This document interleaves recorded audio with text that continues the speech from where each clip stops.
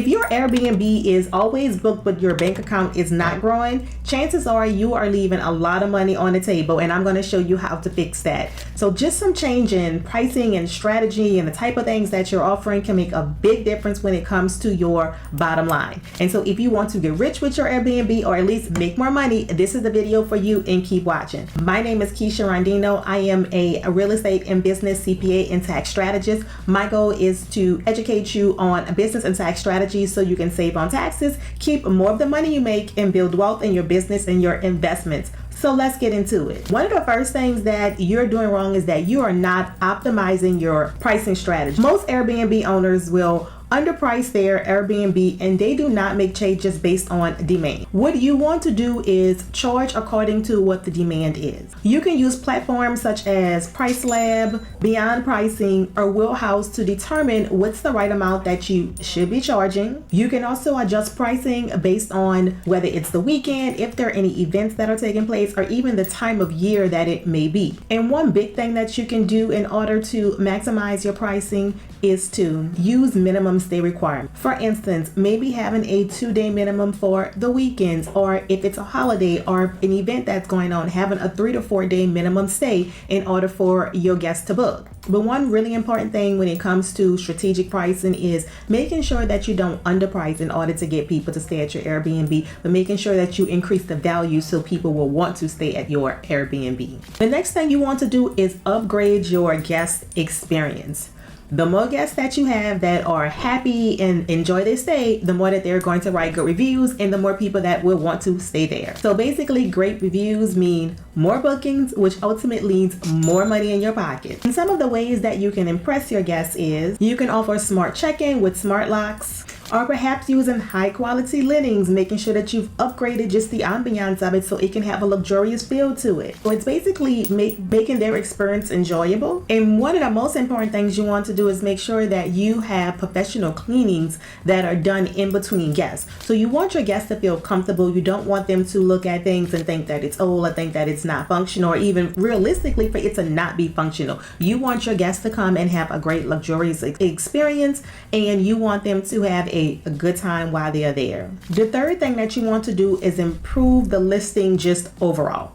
So a checklist that I have that I like to advise clients of when it comes to high converting listings: use professional photos. Yes, your smart camera probably takes amazing pictures, but for listings, you probably want to invest in a photographer in order to take those great photos. You want to write a compelling title of what your Airbnb is. So in the description, you want to highlight key parts of your Airbnb. What makes it stand out? Is it close to local attractions? Is it walkable to certain restaurants? You want to describe it as being the best thing in the world, because before someone visits your Airbnb, all they have to go on are your words and basically what you indicate on there. So you want to make it as descriptive as possible, but you also want to make sure that it's accurate, but also very descriptive. You may want to also include a frequently asked questions section where maybe you can address late checkout if they have questions about it. Maybe restaurants there that you would recommend that they go to, different attractions that they may want to see while they are there, information about the parking arrangements, or what the regulations are when it comes to inviting additional people to the Airbnb outside of who's listed on the reservations. All of those things guests have questions about, and if you can address them up front, it helps them make a well-informed decision when it's time to book your Airbnb. One way that you can actually increase income without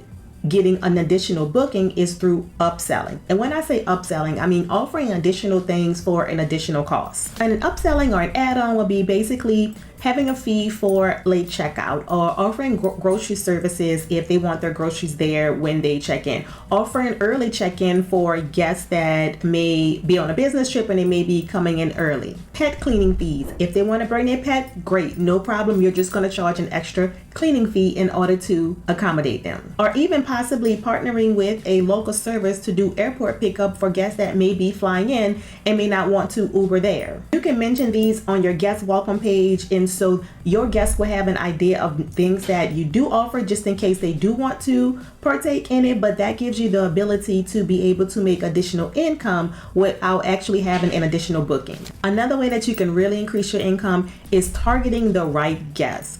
So who's your ideal guest? Is it going to be families? Is it going to be singles that are out here wanting to have a good time? Is it travel nurses? Is it those that are pretty much primarily traveling for business?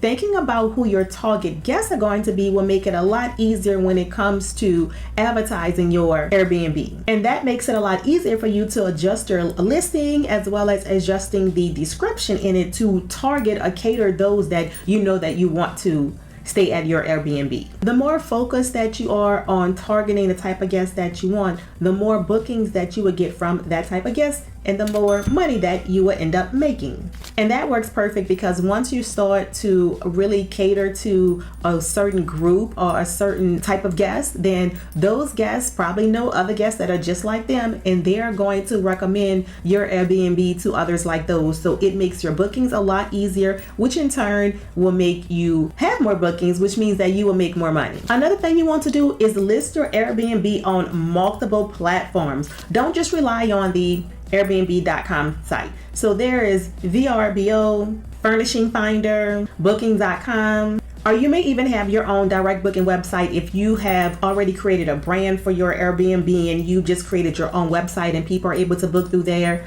Just have it available on different platforms so you can be easily found. But one thing to remember is that you want to also have a central channel manager in order to manage these bookings, because you don't want someone booking on one site and it does not show as being booked on another site, which means that if someone else is able to book, you have dual bookings, and or you have to go through the trouble of trying to reschedule and let someone else know that, hey, someone is already booked. So you do want to have some type of management when it comes to listing on multiple sites, but more visibility means more income. And another way that you're going to absolutely increase your income is maximizing your tax deductions. And when we say maximizing your tax deductions, that means when tax time comes, making sure that you are writing off everything that you legally can based on the fact that you own this Airbnb. So some of the things that you're able to write off are your mortgage interest, the insurance that you pay on the property taxes that you may have, if you purchase any furnishings or supplies in order to keep everything well stocked. It also includes any utilities that you pay for the property, or if you buy any equipment to put in there. Let's say you may buy a DVD player, or you may buy a big screen TV. All of those things are going to be deductible because you are operating it as a Airbnb. And if you are managing this Airbnb yourself, then you're also able to deduct the miles that you drive when driving to and from the Airbnb itself. And so to ensure that you are maximizing your deductions, you want to work with a CPA that is knowledgeable about short-term rentals so you can make sure that you are writing off and claiming all of your deductions, that you are correctly using your depreciation, and that you are definitely maximizing everything that you can use from a tax standpoint. So there you have it. You do not need to invest in another short-term rental in order to make more money. You just need to maximize the one that you are currently operating. And that comes with optimizing your pricing, delivering a 5-star experience, thinking like a business, and operating the Airbnb like a business, and not forgetting to track your numbers and have a plan in place for when tax time comes. Your Airbnb can be much more than just a side hustle. It can be a true wealth building strategy for generations to come. I hope this video has been helpful for you. If you have any questions about operating your Airbnb, or you want to see some topics on some different subjects, make sure that you leave it below. I would love to hear from you. And don't forget to check the description box below for helpful resources and tax tools that you can use in your business and your investments to save on taxes and build wealth. I look forward to seeing you in the next video. Bye.